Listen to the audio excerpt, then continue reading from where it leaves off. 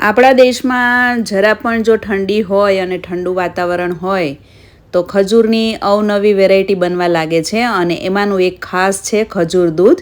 તો 100% બે નવી રીત છે આજે ખજૂર દૂધ બનાવવાની, જે તમે પહેલાં ક્યારેય નહીં બનાવ્યું હોય. એ મારી 100% ગેરંટી છે. અને તમે જો આજની મારી આ રીતે બનાવતા હો તો મને કમેન્ટ્સમાં જરૂરથી જણાવજો. હેલો ફ્રેન્ડ્સ, વેલકમ ટુ વર્ષ કિચન. કેમ છો બધા? હું છું વર્ષા.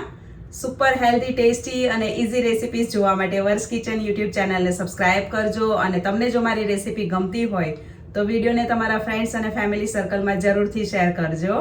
Thanks and stay healthy. ખજૂરમાં હિમોગ્લોબિન, કેલ્શિયમ, વિટામિન B12 અને બીજા ઘણા બધા વિટામિન્સ અને ફાઇબર અઢળક માત્રામાં હોય છે. તો આજે આપણે ખૂબ જ પૌષ્ટિક એવું ખજૂર દૂધ બનાવવાની શરૂઆત કરીશું. તો તેના માટે મેં અત્યારે 20 નંગ જેટલી મોટી બદામ લીધી છે. અને જો નાની બદામ હોય તો તમારે થોડી વધારે લેવાની છે.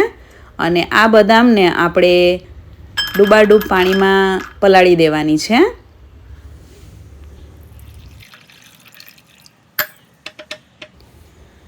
બદામ તમે 4 થી 5 કલાક અને આખી રાત એ રીતે બંને રીતે પલાળી શકો છો, જેવો તમારી પાસે સમય હોય એ પ્રમાણે.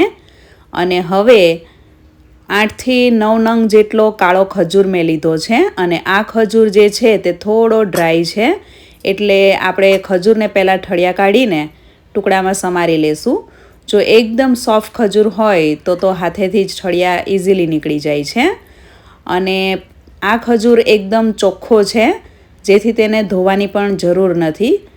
જો ખજૂર પર થોડું કચરું કે માટી એવું લાગેલું હોય તો તેને પહેલાં ઠળિયા કાઢ્યા પહેલાં જ આખો સરસ રીતે ધોઈ લેવાનો.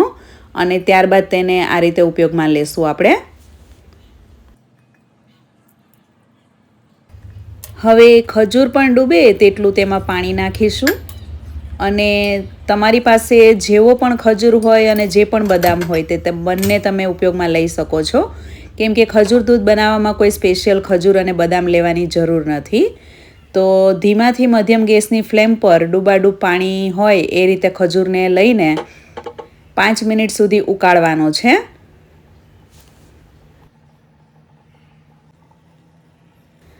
અત્યારે મારી પાસે સાઇઝમાં પ્રમાણમાં મોટો છે ખજૂર, એટલે મેં 8 થી 9 નંગ જેટલો લીધો છે. તમારી પાસે જો ખજૂર નાની સાઇઝનો હોય તો થોડો 2 થી 3 પેશી વધારે લઈ શકો છો, જેને કારણે દૂધ થોડું ઘટ પણ થશે અને વધારે પૌષ્ટિક અને ટેસ્ટી પણ બનશે. તો 5 મિનિટ સુધી આ રીતે થોડો ધીમો અને વચ્ચે વચ્ચે થોડી મીડિયમ ફ્લેમ કરીને ખજૂરને સરસ રીતે ઉકાળી લેવાનો છે. થોડું પાણી તેનું બળી જશે અને ત્યારબાદ તેને ઢાંકીને 5 કલાક સુધી પલળવા દેશું. આમ તો તમે 2 કલાક સુધી પલળવા દેશો તો પણ તે સરસ રીતે પલળી જશે. જેવો તમારી પાસે સમય હોય તે પ્રમાણે પલળવા દેવાનું છે. મેં અત્યારે 5 કલાક સુધી પલળવા માટે મૂકી દીધો છે ઢાંકીને, ખજૂર અને બદામ બંનેને. 5 કલાક જેટલો સમય થયો છે. અને તમે જો આખી રાત પલાળવા માંગતા હો તો તમે એ રીતે પણ પલાળી શકો છો. અને આ રીતે વહેલો પલાળીને પછી તમે ફ્રીઝમાં પણ મૂકી રાખી શકો છો. અને જ્યારે દૂધ બનાવવાનું હોય ત્યારે તમે ઉપયોગમાં લઈ શકો છો. એકસાથે વધારે પલાળીને તમે ફ્રીઝમાં પણ મૂકી શકો છો. અત્યારે હું બદામની છાલ નથી કાઢતી. બદામને પાણીમાંથી આપણે કાઢી લેશું. અને ખજૂર પણ એકદમ સરસ સોફ્ટ થઈ ગયો છે. 2 વ્યક્તિને સર્વ થાય તેટલું આપણે અત્યારે દૂધ બનાવી રહ્યા છીએ. તો 1/2 લીટર જેટલું દૂધ અત્યારે ગરમ કરેલું જ છે મારી પાસે. તો હું તેને ફરીથી હૂંફાળું ગરમ કરવા માટે મૂકી રહી છું. ગરમ કરેલું મલાઈ ઉતારેલું આ દૂધ મેં અત્યારે ઉપયોગમાં લીધું છે. તમે કોઈ પણ દૂધ ઉપયોગમાં લઈ શકો છો, તમારી પાસે જે પણ હોય તે. દૂધને હૂંફાળું જ ગરમ કરવાનું છે, તેને વધારે ઉકાળવાનું નથી. આ રીતે તમે જો ખજૂર દૂધ બનાવશો તો દૂધ ક્યારેય પણ ફાટશે જ નહીં. હૂંફાળું દૂધ ગરમ થઈ ગયું છે. તો હવે આપણે ગેસની ફ્લેમ બંધ કરી દઈશું. અને હવે એક મિક્સર જાર લઈને તેમાં પલાળેલી બદામ અને ખજૂરને આપણે તેના પાણી સાથે જ યુઝ કરી લેવાનું છે, કેમ કે પાણીમાં તેની મીઠાશ અને તેના પૌષ્ટિક તત્વો જળવાયેલા છે. તો મિક્સર જારમાં આપણે એક વખત તેને ચર્ન કરી લેશું સરસ રીતે. પછી તેમાં થોડું દૂધ નાખીને ફરીથી ચન કરી લેશું. મારો મિક્સર જાર મોટો હોવાથી તેમાં સરખું ચન નથી થયું, તો મેં ચટણીનો જાર લઈને તેમાં ખજૂર બદામ અને દૂધની એકદમ ઘટ પેસ્ટ બનાવી લીધી છે. અને તેમાંથી અડધી પેસ્ટ આપણે લેશું અને પોણા ગ્લાસ જેટલું દૂધ નાખીને તેમાં 2 ચપટી જેટલો સૂંઠ પાવડર નાખવાનો છે અને 2 ચપટી જેટલો તજનો પાવડર નાખવાનો છે. બિલીવ મી, એક વખત તમે આ રીતે તજ અને સૂંઠનો પાવડર નાખીને ખજૂર બદામનું દૂધ બનાવશો એટલે તમે વારે ઘડીએ બનાવીને પીશો, એટલો સરસ સ્વાદ અને સુગંધ આવે છે.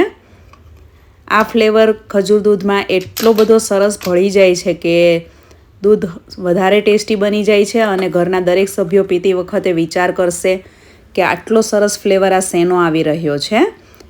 તો મિક્સરમાં તેને સરસ રીતે ચન કરીને આપણે 2 કપમાં સર્વ કરીશું. તો મીડિયમ સાઇઝના 2 કપ જેટલું આ એક ફ્લેવરનું ખજૂર દૂધ બનીને તૈયાર છે. હવે બીજા ફ્લેવરનું ખજૂર દૂધ બનાવવા માટે જે બાકીની પેસ્ટ વધી છે તે આપણે મોટા મિક્સર જારમાં ટ્રાન્સફર કરી લેશું અને આ જારમાં થોડું દૂધ નાખીને તે આમાં આપણે નાખી દઈશું. મોટા જારમાં બનાવશો તો એકદમ સરસ રીતે મિક્સ થશે અને સરસ સ્મૂથ દૂધ તૈયાર થશે. હવે બાકીનું જે પોણો ગ્લાસ જેટલું દૂધ વધ્યું છે તેને આપણે ફરીથી ગરમ કરવાનું છે. 1/2 ટેબલ સ્પૂનથી થોડો કોકો પાવડર વધારે નાખીને. તમે 2 ચમચી જેટલો કોકો પાવડર આમાં આરામથી નાખી શકો છો. ખજૂર એકદમ ગળ્યો છે અને બદામ પલળી ગઈ છે તો તે પણ થોડી મીઠી થઈ ગઈ છે. તો આમાં સાકર કે મધ એવું કશું જ નાખવાની જરૂર નથી. નેચરલી જ ગળપણવાળું દૂધ એકદમ સરસ તૈયાર થશે અને આ દૂધ ડાયાબિટીસના પેશન્ટ પણ પી શકે છે આરામથી, કેમ કે આમાં આપણે નેચરલ સુગર એટલે કે ખજૂરની મીઠાશનો ઉપયોગ કર્યો છે. આમાં આપણે કોઈ પણ આર્ટિફિશિયલ ગળપણ નથી નાખ્યું. તો એકદમ સરસ રીતે કોકો પાવડર ભળી જાય એટલું દૂધ ગરમ કરવાનું છે. પછી તેને 10 મિનિટ સુધી હુંફાળું ગરમ રહે એટલું ઠંડુ થવા દેવાનું છે. ત્યારબાદ તેને આપણે જે બાકીની પેસ્ટ વધી હતી તેમાં નાખીને મિક્સરમાં સરસ રીતે ફેરવી લેશું એક વખત. આ બંને દૂધ અત્યારે મેં હુંફાળા દૂધ બનાવ્યા છે. તમે વધારે ગરમ અને ઠંડા અને હુંફાળા ગરમ આમ ત્રણેય પ્રકારે બનાવશો તો દૂધ ફાટવાનો તો કોઈ ચાન્સ જ નથી. એ રીતે આપણે બનાવ્યું છે. તો ચોકલેટ, બદામ અને ખજૂરના ફ્લેવરવાળું દૂધ બનીને તૈયાર છે, જેની પાછળ બાળકો તો પાગલ થશે. એક વખત પીશે એટલે રોજ બનાવવાની ડિમાન્ડ કરશે, એટલું ટેસ્ટમાં સરસ બને છે. તો હવે આપણે જે પહેલાં ફ્લેવરનું દૂધ બનાવ્યું તેને પિસ્તાથી ગાર્નિશ કરીશું. પિસ્તાની કતરણ મેં નાખી છે અત્યારે ઉપરથી. અને જે ચોકલેટ ફ્લેવરવાળું દૂધ બનાવ્યું છે તેમાં આપણે ઉપરથી કાજુના ટુકડા નાખીશું. એટલે બંને દૂધનો ફ્લેવર અને ટેસ્ટ એકદમ અલગ તૈયાર થશે. અને બંને ફ્લેવર એટલા બધા ચડિયાતા બને છે કે તમે બંને ફ્લેવર જ્યારે ટેસ્ટ કરશો ત્યારે તમને સમજ નહીં પડે કે કયો વધારે બેસ્ટ છે. ચોકલેટવાળા દૂધમાં આપણે ઉપરથી થોડો કોકો પાવડર પણ સ્પ્રિંકલ કરીશું, જેને કારણે તે લુકમાં અને ટેસ્ટમાં વધુ ટેસ્ટી બને. અને કેટલું સરસ ઘટ પણ થયું છે, જોઈ શકો છો તમે. આ દૂધ તો એક્ઝેક્ટ તમે કોકો પીતા હો એવું જ લાગશે. અને જોઈ શકો છો તમે કેટલું સરસ ઘટ દૂધ બની ગયું છે. તો કોકોવાળું દૂધ જો તમે ઠંડુ સર્વ કરશો તો કોલ્ડ કોકો જેવો ટેસ્ટ આવશે અને ગરમ સર્વ કરશો તો હોટ ચોકલેટ મિલ્ક લાગશે.